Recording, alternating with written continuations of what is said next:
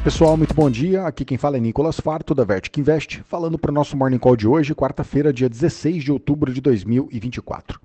E o mercado opera hoje mais estável no pré-mercado americano, enquanto lá na Europa as bolsas operam mistas e na Ásia hoje o dia teve um viés mais negativo. Na Ásia, o destaque ficou para a queda da bolsa japonesa, que seguiu o movimento negativo do setor de tecnologia americano, enquanto na China, hoje o mercado ficou de lado, esperando pela nova coletiva de imprensa do governo, que deve acontecer amanhã, e que pode direcionar mais estímulos para o setor imobiliário do país. Lá na Europa, a maior parte das bolsas hoje opera em queda, com destaque para a queda das ações da fabricante de chips holandesa, a ASML, que reportou um balanço abaixo do esperado e também sinalizou queda na demanda por componentes eletrônicos que não estão relacionados à inteligência artificial. Além disso, a empresa dona de várias marcas de luxo lá na França, a LVMH, chegou a cair hoje mais de 6%, com o balanço da companhia também abaixo do consenso e com risco de queda na demanda em função do ritmo mais fraco lá na China.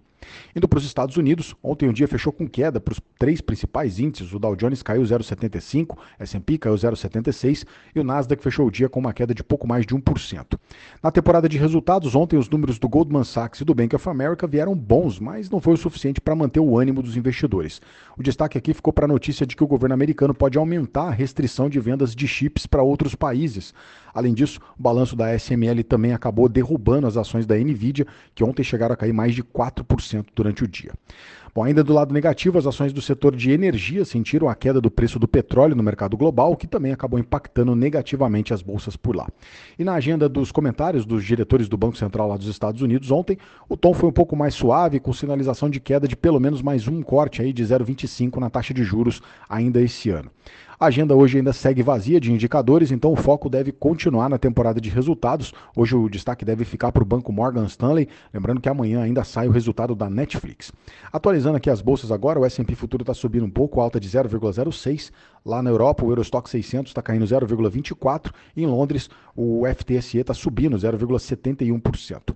No Japão, o Nikkei hoje caiu 1,87% e na China, o Xangai Composite ficou com uma alta leve de 0,05%, enquanto o índice dólar, o DXY, está subindo 0,04% agora.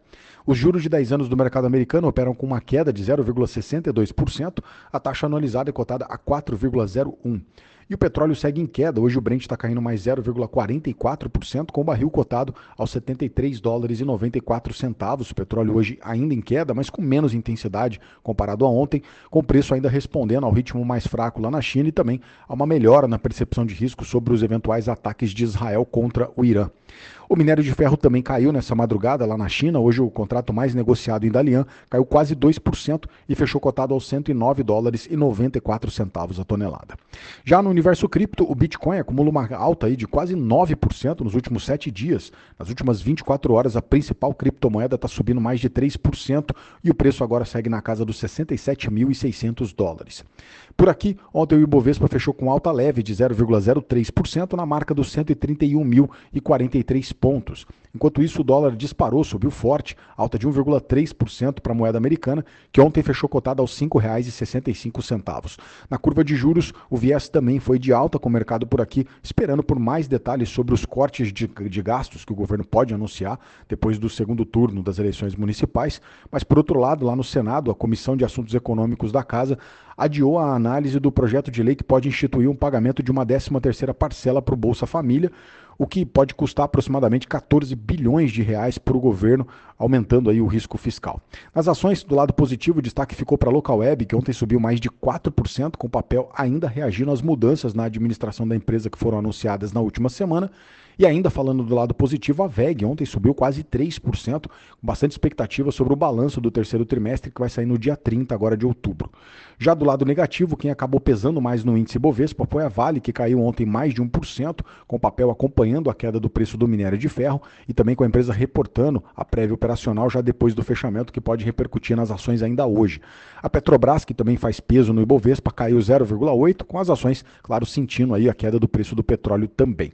Na ponta mais mais negativo, o destaque ficou para a Azul, que caiu quase 3%, e para a Usiminas, que caiu um pouco mais de 2,4%.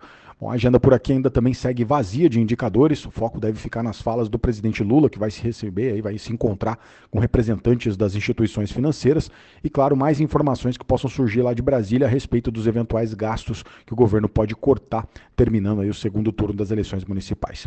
Esses são os destaques para hoje, eu agradeço a sua companhia e te desejo um excelente dia, um grande abraço, valeu e até amanhã.